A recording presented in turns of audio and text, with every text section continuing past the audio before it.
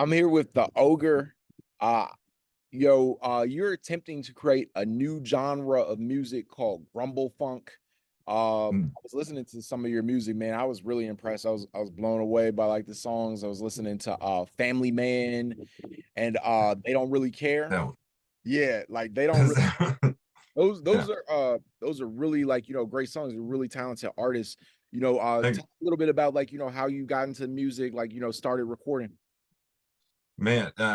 It's been a life journey, to be honest. I take it all the way back to junior high school. I wanted to play the trumpet because I thought that was just one of the best sounding instruments. And for whatever reason, in my junior high, nobody signed up to play percussion. So I said, well, you got trumpet players, I'll jump in. I'll do whatever's necessary. I've always had that type of mindset. So I I jumped in and I couldn't really understand the rhythm of it all until I actually saw it visually on sheet music, which is really odd because I can't read sheet music when it comes to like actual melodies. I, I couldn't really tell you uh, a note, one note from another on that. But for whatever reason, it lined up in my brain, as neurodivergent as I am. And I practiced on like a pillow and a bucket I had in my room. And I actually taught myself how to play on a drum set that way. I went in to band the next week. I did this over a weekend.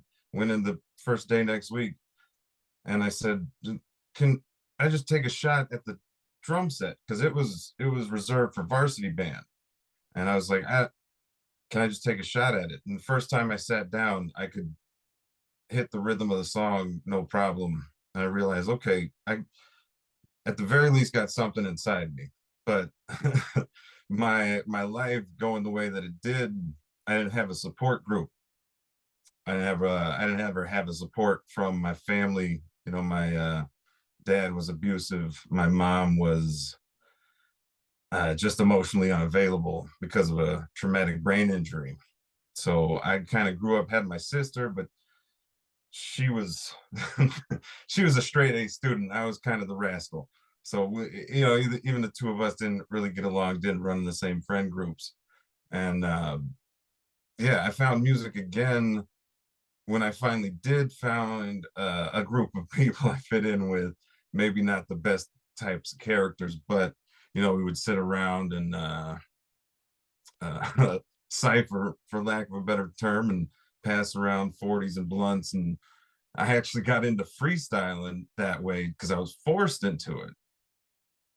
It's just because I was hanging out with the guys, that they were doing it. I was like, oh man, I'm like one of two white guys in this circle. And I'm like, well, if the other white guy does it, then I have to. I'm not going to be the guy who chickens out, right? And so that's how I actually got into rap and freestyling. And yeah, that was kind of what I was hooked on for a while, was just whatever I was shown from them. And growing up with the less than less fortunate means, let's call them, I didn't have money for my own taste, so I was kind of just fed a lot of the gangster rap, and actually got my hands on, from just a kid at school one time, a death metal CD. And if you could guess the types of people I was hanging out with, death metal and them didn't really click together. So I kind of had this side piece of death metal because this one random kid just handed me the CD. And anyways, this is a long story just to kind of say it. I didn't do anything with music. I'm gonna be 39 next month. I didn't do anything with music other than listen to what I was fed from other people, and kind of think about it. And it wasn't until I actually had the support of my family now where I actually started to make my own and get serious about it. And that's when I came up with Grumble Funk, because I've put this out there before. Most people only problem with funk music they have is there's just simply not enough of it. And why not? People love it. So I took my voice, which happens to be deeper, and the character of the ogre that was given to me when I was young by a friend. Uh, so yeah, that's just kind of how it is. I'm rambling. I haven't let you ask me another question. Sorry about I was just listening, like, how did you come up with the ogre concept, like, as your stage name? it. So that actually, I'm not sure you got a little gray in your beard like I do. You might remember a movie, Revenge of the Nerds. Yeah. So there's a character in that named Ogre, and he goes up for it's a scene where he goes up for the belching contest, and the announcer announces him as I don't swear much, but for the point of the quote, announces him as Ogre, you asshole. And so the group of friends that I had growing up, uh, buddy of mine's uncle, just because of the way I happened to look and I was big, I'm a big kid. Uh, he just called me one day. He said, "Ogre, you asshole," and it just stuck. And so, I mean, in all reality, my full nickname is that, but then I shortened it to the Ogre because I was a huge wrestling fan growing up, and The Rock just sounded way cooler than just a rock. Where So, where did you grow up? so give you an idea how great my parents were. I grew up in Vegas. I was born in Arizona. They had a crazy idea to move me and my sister to Vegas to raise kids. I never got a real conversation with any of them about it, why that decision was made, but it seems wild to me. Um, so yeah, I lived there till I was about 21. Then as I like to call it, I got kicked out for having too much fun. You know, got locked up for the trouble it caused me, and my grandma bailed me out. And I mean, once I got out of there, it actually turned my life around. I got sober not too long after that, and started actually working for a living and working towards a family that I have now. Yeah, it's amazing. Like, you have this song called Family Man, like listening to music, I could tell, like, you put like, thought into these lyrics, they really make you feel something like it's not just like mindless, you know, noise. I think like, a lot Yeah. of artists and stuff, they don't really have a message and you do. And I think that's really, really interesting how like, inspired are your lyrics by your own life. Like, talk me through your process, specifically that song, Family Man.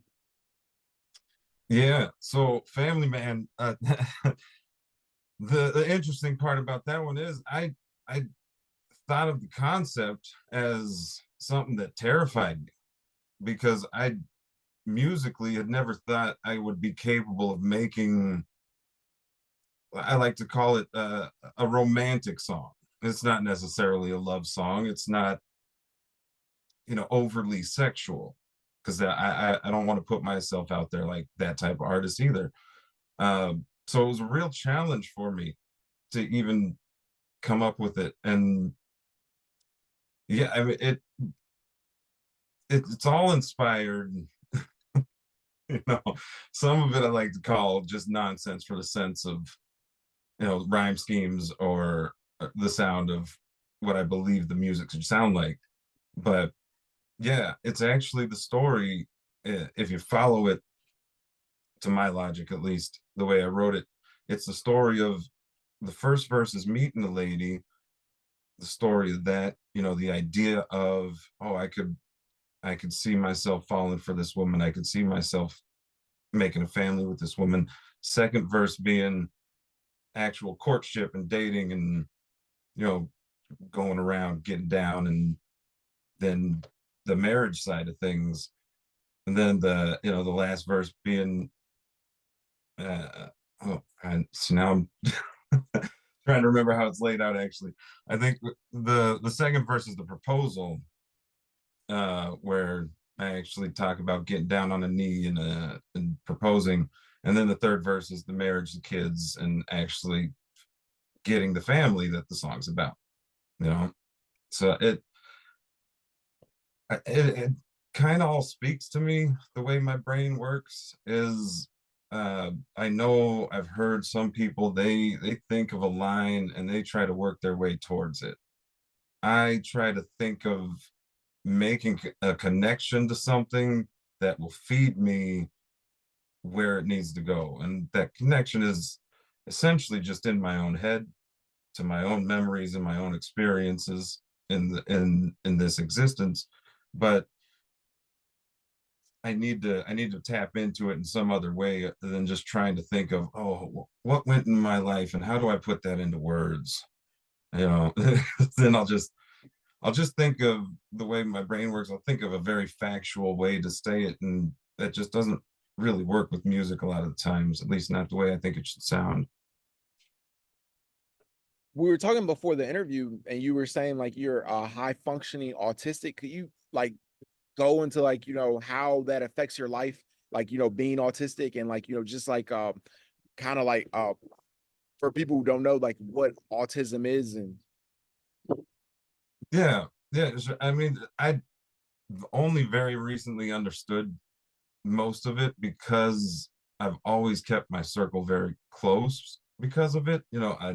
I've learned a lot of what I did, a lot of decisions that I made that I regret in life were made because I was masking who I wanted to be to fit in with the crowd that I was in with. You know, having never felt real acceptance from my family growing up, feeling any bit of acceptance outside, I would grasp onto it and I would say, okay, well, how do I act to fit in with them? And it. I never, I never understood why I, I couldn't develop, uh, because I was never actually a person. You know, I it's it's been a struggle finding that support now and trying to understand that for so long I didn't truly know who I was, and I was just trying to be something else. And that's one thing that this music has given me the power to do, is express myself for who I am in the way that I see fit. Because yeah, I made some rap songs with the groups that I was hanging out with, and garages, and it I've talked about things that I'm not proud of because that's just what should have been said. I couldn't have said how I felt. I couldn't talk about being a family man, on a song where they would have laughed me out of the studio. And or at least that's how I felt. And who knows if I was right or wrong? It's just in my head. Uh, I've never really understood that connection, and I don't the the autism that I struggle with is more of hyper focusing on actual human connection, which I I think is why I'm bringing up all the past, is because I never actually had it, and that's been the real struggle, is like, just admitting to myself this whole time with going back and forth with you before the interview, just admitting to myself that anybody would have an interest in me, and anybody would have an interest in what I do and what I say. That's why it took me so long to ever feel comfortable enough to put anything out there publicly, and even my family, they didn't know, uh, what I was capable of. They knew I like to make music as a hobby. They knew very little, and it wasn't until I opened myself up to them that my lady, she works with adults with autism, or she has in the past, and she said, "Have you ever considered the fact?" I was like, "No." I mean, I've always been me. I've always acted how I've acted, and a huge side of it that most people won't ever see is just a numbers thing. I get obsessed with numbers, and that's not, you know, always great. If you're only focusing on numbers and not actual human emotions and stuff like that, it can cause issues. But you know, I've heard people talk about it publicly. I don't think I'm the best spokesman for it, being it's so new in my brain and trying to understand it. I've heard people talk about it publicly much more in better ways than I could ever. And you know, for anyone who's misunderstood, or for anyone who's just felt like they're grasping at acceptance because that's the only thing that's important and not their own identity and who they want to be, you know, just yeah, I tell them, just you know, consider putting your real self out there and letting people see who you really are. If you're weird and quirky and they open up to you, they're, you know, you find that acceptance, it can change you. And I think that's where I'm at right now. That's amazing. You've been selected as a finalist for this season of America's Next Top Hit Maker. Uh, if you win, you get an opportunity to be in Rolling Stone and $10,000. You know, what would you do with the $10,000 if you win? You know, like I would just pay bills and hope that it's a stepping stone, because I nothing has ever fulfilled me, even to this point. You know, I had zero followers. You know, like I said, afraid to put myself out there publicly in real life. I wouldn't even put myself on social media. So I had zero followers. I think currently I might have, you know, double digits, because I'm trying to do the farming of them all and trying to get some kind of following, because if people actually enjoy it, I do believe my message is good enough to be put out there for people to listen to. Um, so I would hope that the 10 grand is just a stepping stone to that spot on stage, and a spot in the bigger light, so that people could actually hear, like, we need to be coming together. You know, the character, the ogre, is it's a zoomed out perspective of humanity, is what it really is. Because when you really boil it down, we have so much more in common than we will ever have different. And if we just focus on that and we work together, I really don't see the harm in that. Most definitely. Where can people follow you on social media? I'm at the ogre in some form or fashion anywhere. The ogre 27 most places.